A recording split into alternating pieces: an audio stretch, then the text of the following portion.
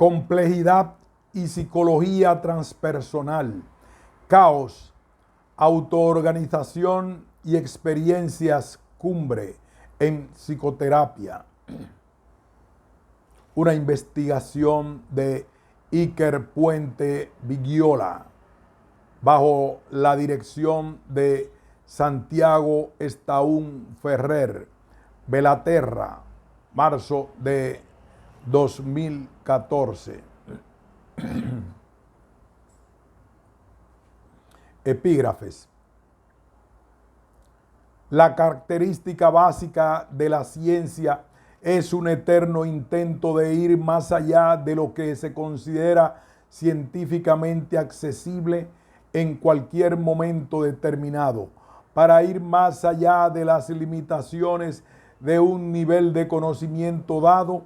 El investigador, como norma, debe quebrar los tabúes metodológicos que condenan como no científicos o ilógicos a los mismos métodos o conceptos que más tarde serán básicos para el mayor progreso futuro. Darwin Cartwright. Otro. La cosa más bella que podemos experimentar es lo misterioso. Es la fuente de toda verdad y ciencia. Aquel para quien esa emoción es ajena, aquel que ya no puede maravillarse y extasiarse ante el miedo, vale tanto como un muerto. Sus ojos están cerrados. Saber que lo impenetrable para nosotros existe realmente, manifestándose como la prudencia máxima y la belleza más radiante que nuestras torpes capacidades pueden comprender tan solo en sus formas más primitivas. Este conocimiento, este sentimiento se encuentra en el centro de la verdad religiosa. En ese sentido, y solo en ese sentido, pertenezco a las filas de los hombres religiosos devotos. Albert Einstein.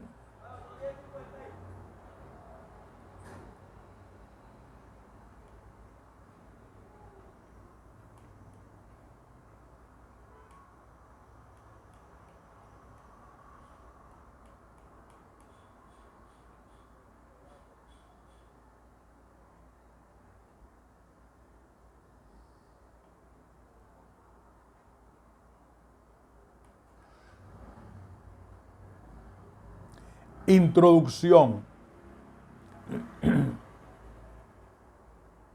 Epígrafe. El emperador del mar del sur se llamaba Chu. El emperador del mar del norte se llamaba Hu. Y el emperador de la región central se llamaba Hun Tun. De cuando en cuando Chu y Hu se reunían en el territorio de Hun Tun, y Hun Tun los trataba con la gran generosidad. Chu y Hu se preguntaron cómo podrían retribuir esta gentileza. Todos los hombres, dijeron, tienen 7 orificios por los cuales pueden ver, oír, comer y respirar, pero Hun Tun es el único que no tiene ninguno. Tratemos de abrirle algunos. Cada día le abrieron un nuevo orificio y el 7º día Hun Tun murió. Chuang Tzu. Me ha llamado la atención encontrar citado este mismo relato en Espejo y Reflejo, del caos al orden, Briggs y Pitt, un libro de divulgación sobre la teoría del caos y la ciencia de la complejidad, en un artículo del psicólogo social Frédéric Monet, en el que presenta el paradigma de la complejidad, y al mismo tiempo en el libro de la conexión divina de Francisco J. Rubia, que trata sobre la experiencia mística y su base neurobiológica.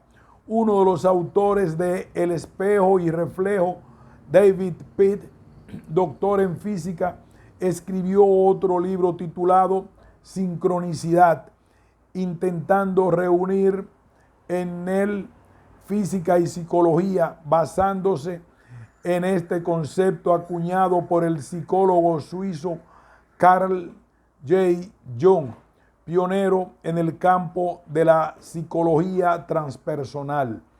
En este trabajo he explorado la relación entre estos dos campos que inicialmente parecen no estar relacionados: las teorías o ciencias del caos y la complejidad, y la psicología transpersonal.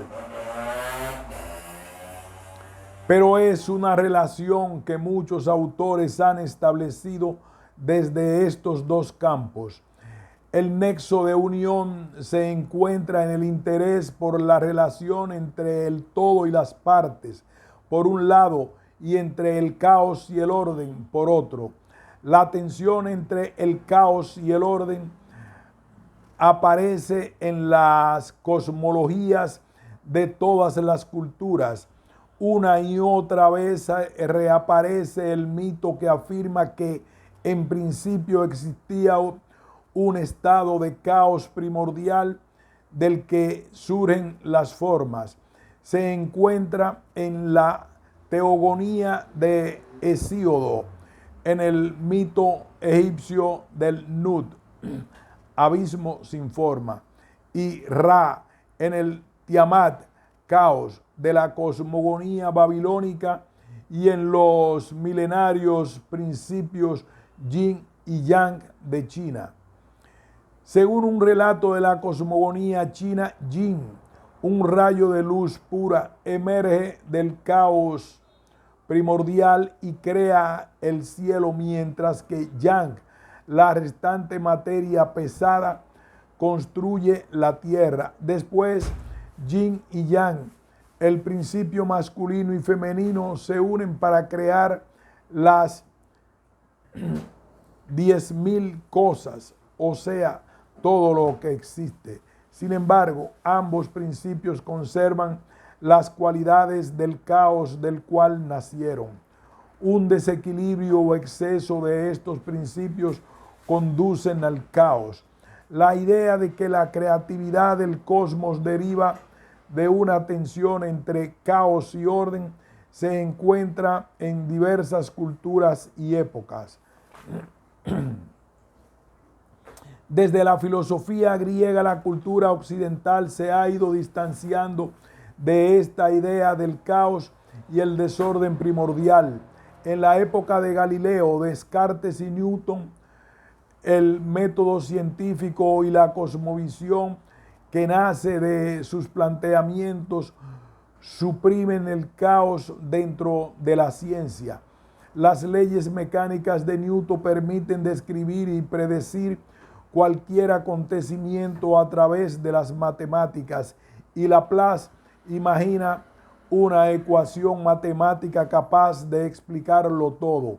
Esta ciencia reduccionista y determinista subordina el caos a un orden universal y piensa que el universo es un reloj que se puede descomponer en partes, ser analizado y luego reconstruir a partir de esos elementos, obteniendo el mismo resultado. La formulación en el siglo XIX de la termodinámica y el concepto de entropía comenzó a cuestionar el orden newtoniano. De acuerdo a la segunda ley de la termodinámica, los fenómenos físicos siguen una tendencia desde el orden hacia el desorden. Con la termodinámica aparece la idea de los procesos irreversibles y el caos se reintroduce en la ciencia. La teoría de la evolución de Darwin también cuestionó el modelo mecanicista de Newton. Además, esta teoría se expresa en términos de cambio, crecimiento y desarrollo, oponiéndose a la visión del mundo de la termodinámica clásica que afirma que el universo avanza hacia un creciente desorden. El pensamiento evolucionista afirma que el mundo se despliega y evoluciona hacia un orden y complejidad crecientes. Posteriormente, Henri Poincaré demostró que el caos se podía explicar a través de ecuaciones no lineales. En las ecuaciones no lineales, un pequeño cambio puede producir un efecto desproporcionado, como lo que se hace prácticamente imposible la predicción exacta. La teoría general de la relatividad de Einstein se basó en estas ecuaciones y supuso otro ataque a la visión newtoniana clásica de la naturaleza, como también lo fue la teoría cuántica. En las ecuaciones no lineales aparecen términos que se multiplican repetidamente por sí mismos, que se realimentan. La cibernética formuló el concepto de retroalimentación en los años 40, estableciendo la existencia de una causalidad circular que iba en contra del pensamiento lineal newtoniano. Por otro lado, los teóricos de sistemas, basándose en la teoría general de sistemas de Bertalanffy, comenzaron a emplear modelos no lineales para hacer predicciones en diversos campos. Bertalanffy desarrolló en los años 30 un pensamiento holístico y sistemático y defendió que los sistemas se han de estudiar como un todo, oponiéndose al reduccionismo newtoniano. La formulación de la termodinámica no lineal y la teoría de las estructuras disipativas por parte de Ilya Prigogine y la aparición de la teoría del caos y la teoría de los fractales a partir de los años 60 aportaron nuevos conceptos y herramientas matemáticas para explorar el caos y la complejidad. Esto permitió la integración de diferentes teorías y conceptos en lo que se comenzó a conocer como teorías o ciencias del caos y la complejidad. Estas teorías estudian la relación entre el todo y las partes, por un lado, y la relación entre el caos y el orden por el otro, desde un nuevo enfoque. Actualmente, diversos autores, entre los que se encuentran Edgar Morin, Frédéric Monnet, Fritjof Capra y Stanislav Grof, plantean que se está produciendo un cambio de paradigma en la ciencia, desde una ciencia mecanicista y reduccionista a una visión holística y sistémica. La ciencia mecanicista analiza los fenómenos mediante su descomposición en partes y hace hincapié en el orden. La visión sistémica estudia las relaciones entre las partes y afirma que las totalidades presentan características que no se hallan en sus elementos. Tienen en cuenta los fenómenos caóticos y afirma que el caos tiene una lógica interna. Este pensamiento contempla los fenómenos de autoorganización y a partir de situaciones caóticas en las que puede emerger un nuevo orden de mayor complejidad. Hace hincapié en conceptos como inestabilidad, cambio y evolución frente a las ideas de permanencia, equilibrio y estabilidad. Estas ideas forman parte del emergente paradigma de la complejidad que engloba la teoría general de sistemas de Bertalanffy, la cibernética, la teoría de las estructuras disipativas de Prigogine, la teoría del caos, la lógica borrosa y la autopoiesis de Maturama y Varela, entre otras. En el mismo capítulo de este trabajo presentaré el paradigma de la complejidad y algunas de las teorías que lo componen. Dentro de la psicología, el psicoanálisis y el conductismo adoptan el modelo mecanicista de la visión newtoniana para elaborar sus teorías. En la segunda mitad del siglo XX, la insatisfacción con estas teorías llevó al desarrollo de la psicología humanista y la psicología transpersonal, entre otras. Estas corrientes plantean nuevos modelos dentro de la psicología, extrayendo principios y conceptos de los nuevos descubrimientos que se iban produciendo en la ciencia. Reciben la influencia de las diferentes teorías que actualmente se engloban dentro del paradigma de la complejidad. Adoptan el pensamiento holístico y abogan por la unicidad de su objeto de estudio. En el segundo capítulo realizaré un breve recorrido histórico a través de la psicología, describiendo las corrientes principales que han ido emergiendo, señalando sus características principales y explorando la relación que cada una de estas escuelas tienen con lo que hemos denominado el paradigma de la ciencia clásico, basado en Newton y Descartes, y o con el paradigma de la complejidad y las diversas teorías que lo componen. La psicología transpersonal nace a mediados de los años 60 en los Estados Unidos a raíz del interés de un grupo de psicólogos y psiquiatras en expandir el marco de la psicología humanista más allá de su centro de atención sobre el yo individual, interesándose por el estudio de la dimensión espiritual del ser humano y los estados modificados de conciencia. Esta corriente ha explorado dentro de la psicología, un lado, la relación entre el todo y la parte, y por otro, la relación entre el caos y el orden.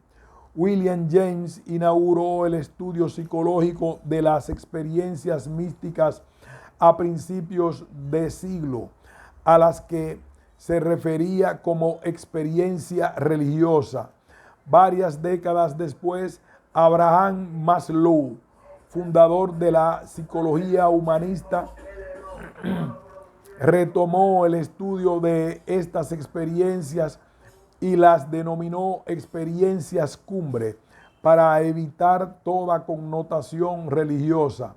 El estudio que realizó de estas experiencias supuso uno de los gérmenes del nacimiento de la psicología transpersonal. La psicología transpersonal ha introducido en la práctica psicoterapéutica diversas técnicas para inducir esta clase de experiencias, a las que atribuyen el potencial de producir profundos cambios en el pensamiento, las emociones y la conducta de las personas. Entre estas técnicas se encuentran la meditación, la terapia y psiquedélica, el aislamiento sensorial y la hiperventilación. Esta corriente afirma que a través de estas técnicas se accede a lo que llaman estados modificados de conciencia. En los estados modificados de conciencia se producen cambios en el flujo del pensamiento y en la percepción de la realidad y a nivel emocional. En estos estados pueden ocurrir experiencias de catarsis y sobre todo experiencias místicas o extáticas que diversos autores han definido como religiosas, trascendentes, transpersonales o experiencias cumbre. En estas vivencias, el mundo se percibe como una totalidad en la que el propio individuo está inmerso. Se produce al mismo tiempo una sensación subjetiva de unicidad en la que el yo individual se diluye, desapareciendo toda distinción significativa entre el yo y el mundo exterior. Esta experiencia es frecuentemente vivida por la persona como algo positivo y autores como Maslow o Grof señalan que tener efectos beneficiosos y terapéuticos. Sin embargo, la disolución del yo previa a la sensación subjetiva de unidad puede ser vivida por el sujeto como un momento de caos, de desequilibrio y desestructuración, de pérdida de los puntos de referencia habituales. Diversos autores se han referido a esta experiencia como muerte del ego. Los teóricos de la psicología transpersonal tienen una visión holística y evolutiva del ser humano. Defienden que a través de estas experiencias del caos y trascendencia, la persona puede alcanzar mayores grados de complejidad y orden. El modelo de ser humano que presentan se basa en las ciencias de la complejidad, de las que adoptan diversos conceptos y principios. El orden a través de las fluctuaciones, la irreversibilidad y las estructuras disipativas de Prigogine, las bifurcaciones, los atractores y el concepto del caos de las matemáticas de la complejidad o la teoría de la autopoiesis de Maturana y Varela son empleados y aplicados a sus modelos por numerosos teóricos transpersonales. También plantean que en esta experiencia se produce un proceso de caos y autoorganización, metáfora que les sirve para explicar los fenómenos que han observado en la práctica clínica. En el tercer capítulo de este trabajo presentaré la corriente de la psicología transpersonal, las influencias principales que recibió sus principales representantes y las diversas escuelas que han ido desarrollando en su seno. Mi interés por los estados modificados de conciencia me viene de tiempo atrás y está estrechamente relacionado con mi trayectoria vital y académica. Tendría que remontarme a la adolescencia para encontrar su origen. Por aquella época estaba cursando el COU y todo apuntaba a que el año siguiente comenzaría la carrera de empresariales. Me parecía una carrera con salidas profesionales. Los números no se me daban mal y en el instituto estudiaba ciencias puras. En aquella época tuve la experiencia similar a las descritas por la psicología transpersonal, que me hizo ver que mis intereses iban por otro camino y me llevó a tomar la decisión de estudiar psicología. Esta experiencia fue inducida por la ingestión de unos hongos psilocíbicos que contenían psilocibina, y durante las 8 horas que duraron los efectos tuve una experiencia a la que después supe que se denominaba experiencia cumbre, que transformó profundamente la forma de verme a mí mismo y mi percepción de la realidad. Por aquel entonces desconocía que estos hongos habían sido empleados con propósitos rituales durante cientos de años por diversas culturas preindustriales en el continente americano. Tampoco sabía que habían sido empleados en psicoterapia en las décadas 60 y 70 del siglo XX. Ignoraba también que había una escuela de psicología, la psicología transpersonal, que estudiaba la clase de experiencias que tuve aquel día. Poco podía imaginarme que acabaría conociendo y colaborando con algunos de esos investigadores y que terminaría escribiendo una tesis doctoral en el campo de la psicología transpersonal.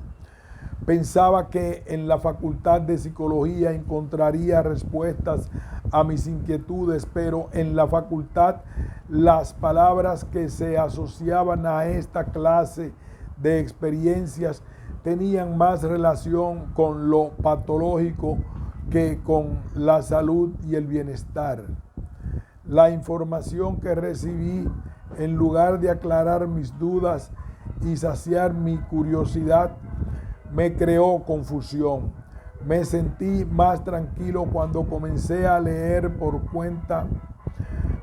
por mi propia cuenta, a autores como Stanislav Grof y Ken Wilber, miembros de una corriente de psicología desconocida para mí hasta entonces, la psicología transpersonal. Grof, uno de los principales representantes de la psicología transpersonal, tras 2 décadas trabajando en terapia psiquedélica, desarrolló en los años 60 una técnica de hiperventilación para inducir este tipo de experiencias. Llamó a esta técnica respiración holotrópica y actualmente es la principal herramienta que emplean los programas de formación en terapia holotrópica, y actualmente hay más de 1000 personas certificadas por todo el mundo que trabajan con ella. Cuando estaba a punto de terminar la carrera, leí un libro del doctor Josep Maria Ferricla, donde exponía sus teorías y relataba sus experiencias en relación a los estados modificados de conciencia, EMC. Para mí fue todo un descubrimiento encontrar un autor estatal que entendiese de ese tema, ya que hasta entonces lo había tenido como un objeto de estudio exótico llevado a cabo por personas a las que en aquel momento veía como inaccesibles. La sorpresa fue doble cuando, navegando por internet, descubrí que dirigía unos talleres de fin de semana en los que empleaba una técnica de respiración similar a la desarrollada por Grof y a la que había llamado respiración holorénica. Ferricla es una de las personas que más ha dedicado a estudiar los MC en Europa. En los años 90 desarrolló la técnica de la respiración holorénica y lleva más de 15 años empleándola en el contexto de diferentes talleres experienciales. Uno de estos talleres, el taller de integración vivencial de la propia muerte, TIVPM, tiene como núcleo el tema de la muerte y se realiza periódicamente en Cataluña y en otros lugares. Un año después, en 2001, participé por primera vez en un TIVPM. La participación en el taller y la experiencia que tuve me resultó enriquecedora y valoré el contexto psicoterapéutico en el que se enmarcaba. Al poco tiempo decidí estudiar la carrera de antropología en la Universidad Autónoma de Barcelona y seguir el programa de formación que ofertaba la Sociedad de Etnopsicología, dirigida por Fericla. Los siguientes años fui profundizando en el campo de los EMC, orientados al desarrollo personal y a la psicoterapia, la antropología y la psicología transpersonal. Mi interés hacia el tema de los EMC y la psicología transpersonal fue en aumento, y un año después de terminar la carrera de antropología decidí empezar un doctorado en psicología en la Universidad Autónoma de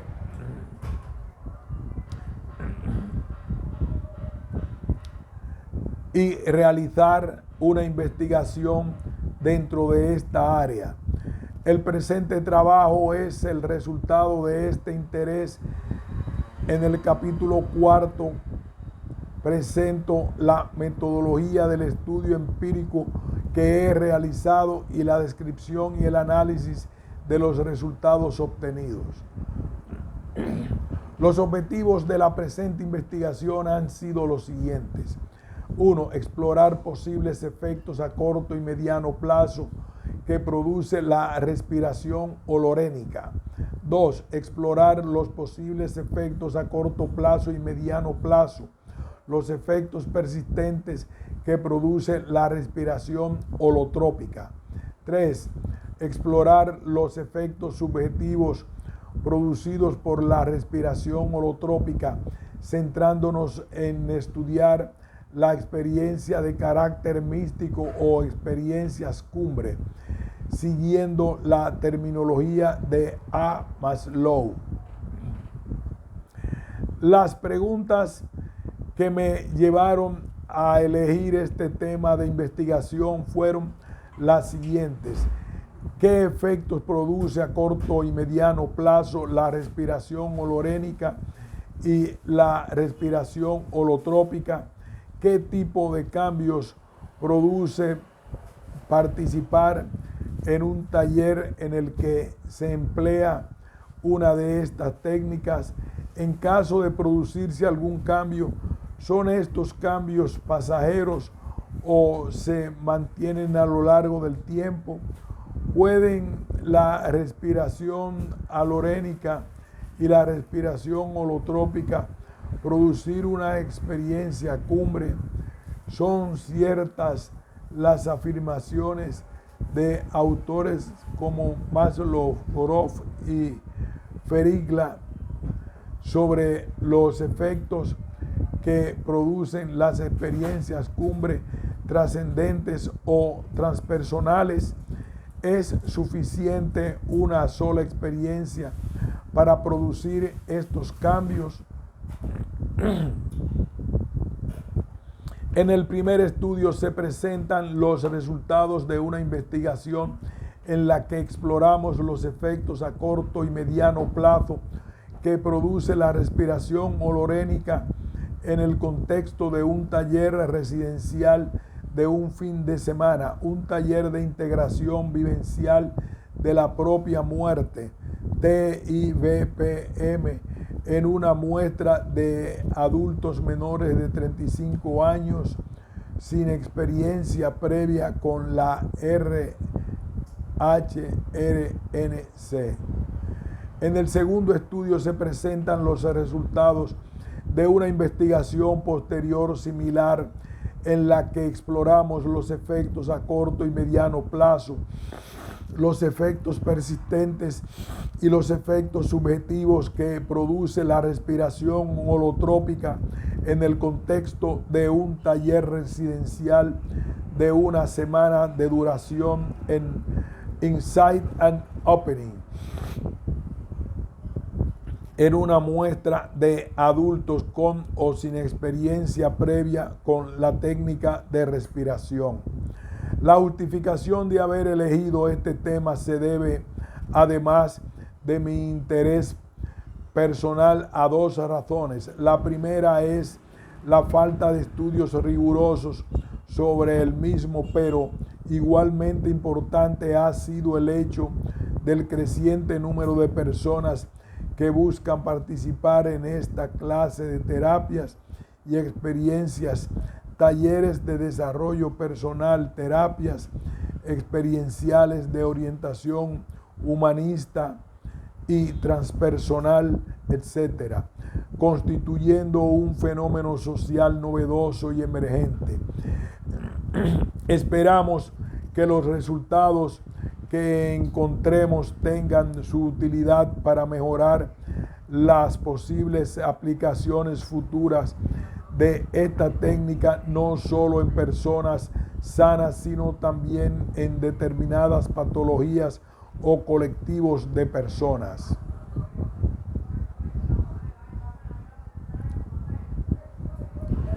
Aquí hacemos una pausa y continuaremos con el desarrollo y estudio de esta investigación.